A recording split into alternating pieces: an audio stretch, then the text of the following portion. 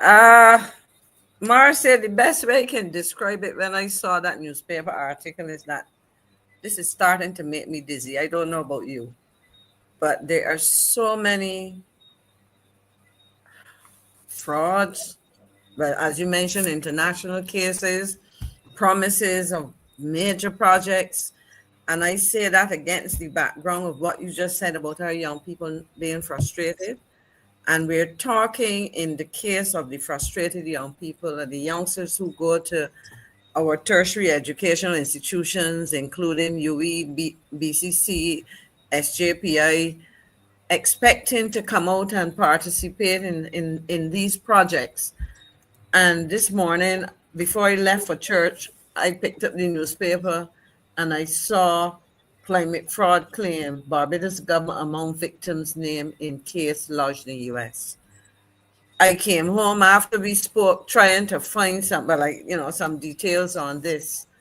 And again, these things break, not in Barbados, but we only hear about this because it is out there in a court situation. But my comment is that this is just another example, of course, because of what I call poor governance. This administration came into office on a promise of good governance, transparency, and all of these things. And they've gone to the ends of the world trumpeting resilience, a country intended to build resilience in the face of climate change and all of this. And all we are seeing is a situation where directly or indirectly money is being wasted. Now, I tried to find some information on these partners because at the end of the day, we need to ask the government some serious questions because the writer of this story, Maria Bradshaw, has presented some information. But when I went to look at it, I tried to find some information first on this company, FinTech Leaders Fund. And interesting enough, one of the things I saw was there's another court case, at least I can't say if it's related to Barbados or not, but this company is in court with somebody else. And my question is, who are these people? How do we get connected to these people? What are they supposed to be doing that Barbadians cannot do? You mentioned that we had discussed the Blue Green Bank, and that was back in June 2024. I think was when there was a debate in Parliament on a piece of legislation to set up this. And what Dave has put on the screen is an article which talks about the Green Climate Fund approving a project preparation facility to help establish this green bank. The first question that we are still to understand, and if you pause it there, the Blue Green Investment Corporation, the first green bank in the Caribbean, was approved by the Green Climate Fund to receive support from the GCS project preparation facility. And I think they received like $15 million. And when I see these dollars, I presume, US $15 million. I'm looking at it now. There was an actual release by the Government Information Service, and it said on July the 11th, 2023. And I read from this earlier today. You can leave that there for the minute. But it says, this particular one says, earlier today in Incheon, Korea, the board of the Green Climate Fund, the world's largest climate fund, approved US $15 million investment in the capital of the proposed Barbados-based Blue Green Bank. The Blue Green Bank is expected to have a capital base of more than 80 million Barbados dollars and the capacity to lend Barbados $500 million. This was in 2023. They went to Parliament in 2024. And I think I sent you, Dave, I hope I did, a short video with the Prime Minister speaking in Parliament about this blue-green bank. I don't know. Where did you send it, Miss McClean? Because we would like to see that I video. think I emailed it to Dave. Tell him to Check check his your email. email, Dave, because we want to see it. We want to see it. And the Prime Minister was speaking about that. So Okay, while he searches, yeah, he's not seeing it. Can you just resend it, Miss McClean? But in the meantime, folks, why Miss McClean does that, because I think it's important that we let me read a little bit, probably read a little bit on the screen, Miss McClean. You want this read, or this is? I am looking for if they, I'm trying to see if, because you see I might have sent it from my computer. If I try to do that, I might lose my volume on here with you. Let me see if I sent it by WhatsApp, but I can pull it up again in terms of So you can go ahead and do that, and let me just read what is on the screen while you do that. Just focus in on that. The Blue Green Investment Corporation, BGIC, the first, always with these acronyms, the first green bank in the Caribbean. And I remember, it was a big thing. Was approved by the Green Climate Fund to receive support from GCF's project preparation facility, a major step in the development of this initiative.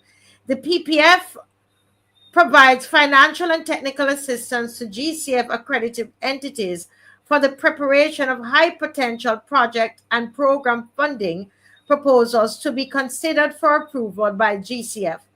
Pegasus Capital Advisors will be GCF's accredited entity for the BGICPPF and funding proposal. Lord, I'm all tired. And this is what they do all the time, with all of these acronyms and abbreviations and all of this. And they're always, it's the same thing with White Oaks.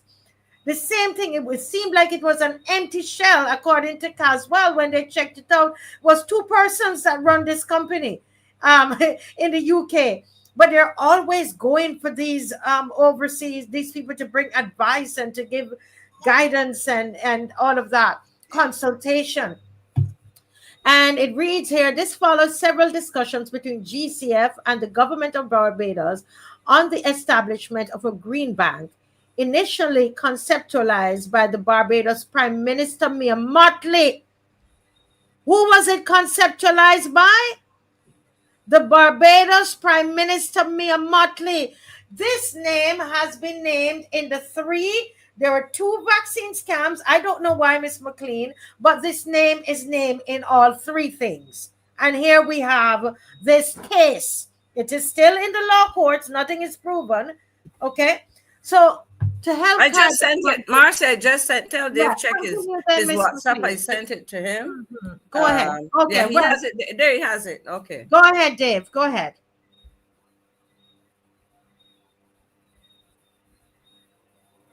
Okay, he's getting it. Something is wrong. He's fixing it. Go ahead, Miss McClean.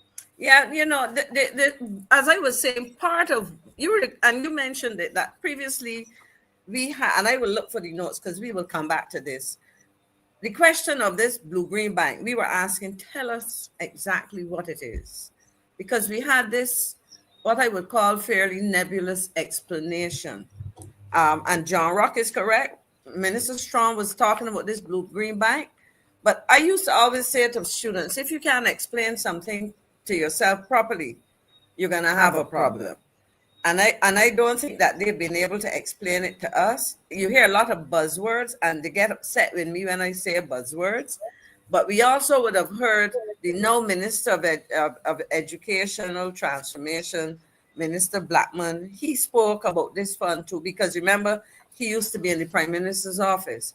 And at the heart of this, of course, is Mr. Avinash Prasad, who was the climate advisor and who I think is now a climate advisor at the IDB. I'm not sure how much he's advising was the nature of the advice he's given. He was special envoy member of the to the Prime Minister on climate finance. Mm-hmm. And he, you get all these fancy statements. If Dave could play that, you would probably hear a bit about it. And this was the Prime Minister's page. Go ahead. The Dave. Passage of this legislation is to create an instrument, a bank, that is appropriate to the times in which we live, and that will not function as your normal commercial retail bank on Broad Street, but that effectively marries the principles of both development banking and investment banking to act as a market maker, to be able to make it easier, to be able to make it better for persons to be able to unlock financing at a time when we have a date with destiny, a race to be able to adapt and, yes, to become resilient. It is not a nasty word. I can think of other R words, and it's not that one. This word is critical to the existence of each and every one of us. And as the member for St. James Central said, more importantly, to our children and grandchildren. Why? Last year, sir, the planet Earth on which we live experienced temperatures of 1.45 degrees consistently. Mr. Speaker, it is the people of the Caribbean who came up with the slogan, 1.5 to survive. Sir, they didn't say 1.5 to jump up. They didn't say 1.5 to thrive, because that would also rhyme. They said 1.5 to survive. Because we know, sir, in the Caribbean, in the Pacific, in the Indian Ocean, that this is critical, and that if we don't be able to contain the increase in temperatures on this planet Earth, we are at risk of losing our homelands and losing our culture and losing our civilization. What this government is doing today with the passage of this legislation is to create an instrument, a bank. Wow. Marcia, questions to you and the audience. Having heard the Prime Minister, in your own words, in as basic as you can using the English language, what is this bank supposed to do?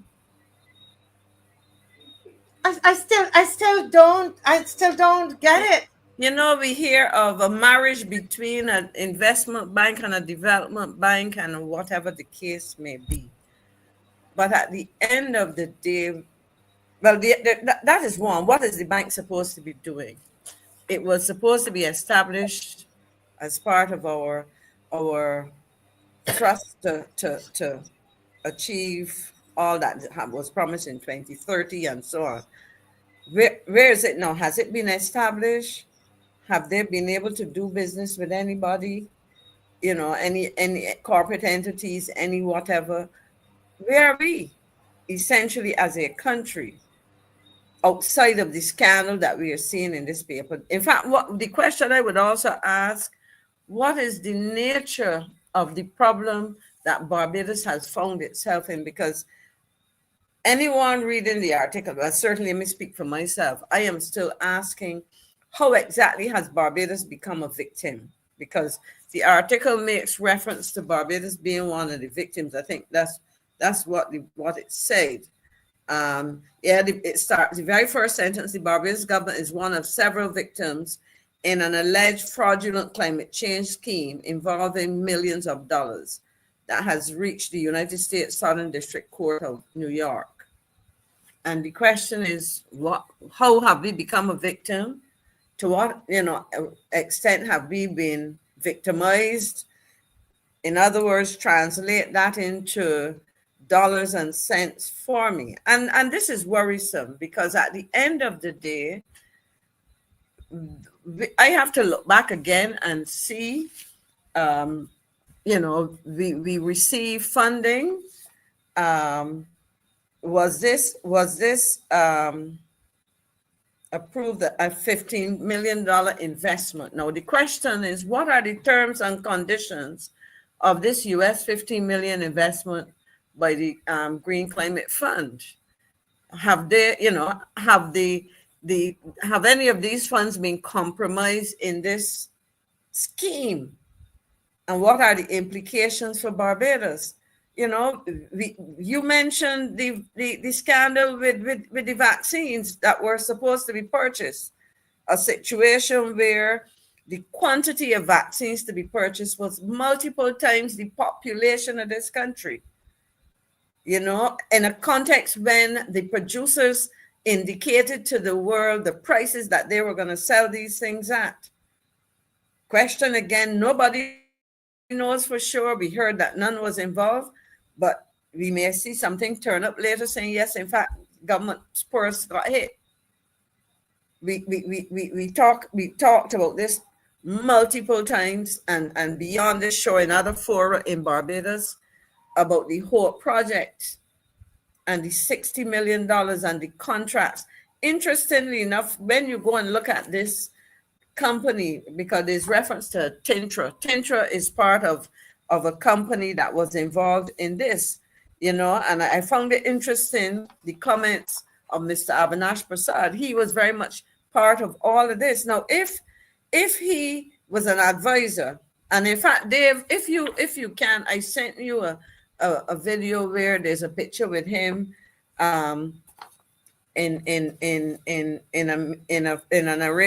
speaking with one of these parties to this thing. I think what's happened is that Pegasus Capital Advisors, there's that picture with him with Pegasus Capital Advisors. Now, if this company is suing, I'm looking at the headline here, in the documents filed in the court. And if you looked at this, the article refers to Mr. Craig Kogot, and Mr. Craig Kogot is they say left to right, Yannick Glamaric, GCF Executive Director, Avinash Prasad, Special Envoy to the Prime Minister on Climate Finance, and Craig Kogot, Pegasus CEO at the PPF. So this is where they're signing, all of these fancy commitments. Now, if I recall correctly, somewhere towards the end of this article, Mr. Prasad, who was special climate envoy to the Prime Minister when the BGB was conceptualized and is now at the IDB, said he was not familiar with the case, but noted that the claims did not sound credible. But I would want to know what he knows about the relationship between the suing company and the company being sued. Well, we see him with Pegasus Capital Advisors, so he knows them. But if you are very much the advisor, wouldn't you? Let me put it this way. I'm not going to ask a question. I'm going to make a statement. I would expect, given his pivotal role in all of this, that he would know of and ought to know of the arrangements that the government was entering with any partners relating to a project of this nature. This is not a routine project. This is not a project where you're spending a few, even let me say a couple hundreds of thousands of dollars or even a couple $1 million. This is a project in which they're anticipating to do about 500 million Barbados dollars in business, a bank and so on. Bank, whether it's a commercial bank, an investment bank, a development bank, these things are supposed to be highly regulated. And people like him have a fiduciary responsibility to know what's going on. So I don't understand how you can distance yourself from this. If you did not know, it is an indictment, as far as I'm concerned, on him and on the government, on the Minister of Finance, because these are supposed to be significant projects where we are partnering with these international multilateral organizations, global enterprises, and other because this is supposed to be a public private partnership, and so on. So Marcia, it is just certainly, before we even start to delve into these things, one of those projects that makes you question how serious this administration is about its commitment to, its responsibility for the management of the resources, the pursuit of the interests of the people of Barbados, and ultimately the achievement of the things they say they want to achieve on behalf of Barbados.